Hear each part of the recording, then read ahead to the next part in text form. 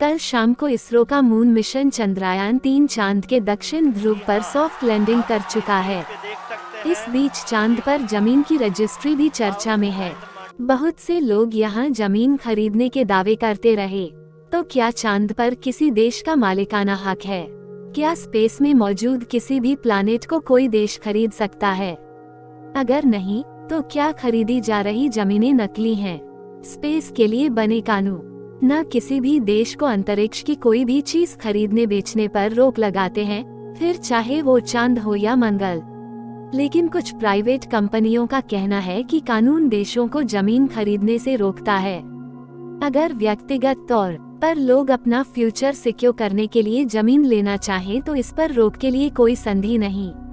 यही वजह है कि एलन मस्क मंगल पर तो बाकी देश चांद पर कॉलोनी की बात करते रहे हैं। फिलहाल इंटरनेशनल ल्यूनर लैंड्स रजिस्ट्री और ल्यूना सोसाइटी इंटरनेशनल 2 ऐसी कंपनियां हैं जो चांद पर प्लॉट बेचने की बात करती हैं। दूसरे देशों के अलावा भारत में भी कई लोग चांद पर जमीन का टुकड़ा खरीद चुके हैं। इसके 1 एकड़ की कीमत करीब 3000 रुपए है। धरती के हिसाब से ये काफी कम है। ऐसे में चांद पर प्लॉट बस फैशन या इमोशंस जाहिर करने के लिए खरीदा जा रहा है। बेचने वालों से लेकर खरीदने वाले भी जानते हैं कि ये मुमकिन नहीं। चांद पर सबसे पहले 1969 में इंसान ने कदम रखा। अपोलो 11 की लैंडिंग के बाद चंद्रमा की सतह पर अमेरिका का झंडा लहराया गया। लेकिन ये सिर्फ सांकेतिक था। ऐसा नहीं है कि अमेरिका चांद पर पहले पहुंचा तो उस पर उसका दावा हो गया। फिलहाल स्पेस को लेकर हमारे पास 5 संधियां हैं। एक है आउटर स्पेस ट्रीटी 1967। इसके मुताबिक चांद या किसी भी तरह के खगोलीय पिंड पर किसी देश का हक नहीं। वो इसे व्यावसायिक तरीके से भी इस्तेमाल नहीं कर सकता है। एक ट्रीटी मून एग्रीमेंट 1979 के नाम से जानी जाती है।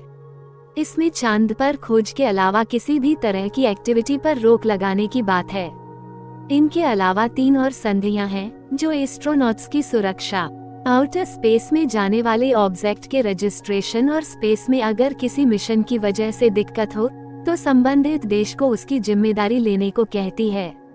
वैसे तो अंतरिक्ष में मौजूद किसी भी चीज पर किसी एक देश का अधिकार नहीं।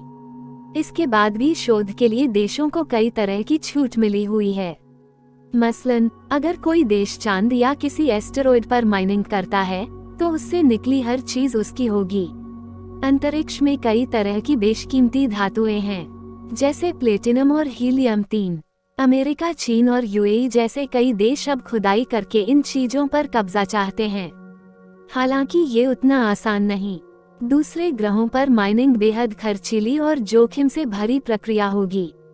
अंतरिक्ष में खनन के लिए सबसे ज्यादा जरूरत है तो बेशुमार फंडिंग की, जो पृथ्वी के बाहर खुदाई के लिए जरूरी उपकरण, मशीनें, रॉकेट, तकनीक, ऊर्जा के स्रोत पर शोध करने में मदद कर सके।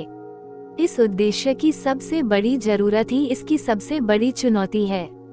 ज्यादातर बैंक कंपनियां या दौलतमंद लोग इस मिशन पर पैसा फूंकने में हिचकिचाते रहे हैं। ऐसा इसलिए है क्योंकि स्पेस माइनिंग में पैसा लगाना दुनिया का सबसे महंगा सौदा साबित होने के बाद भी मुनाफे की गारंटी नहीं देता। साथ ही ये दलील भी दी जाती है कि अगर स्पेस में खनन से भारी मात्रा में बहुमूल्य चीजें मिलने लगे तो उनकी कीमत ही खत्म हो जाएगी।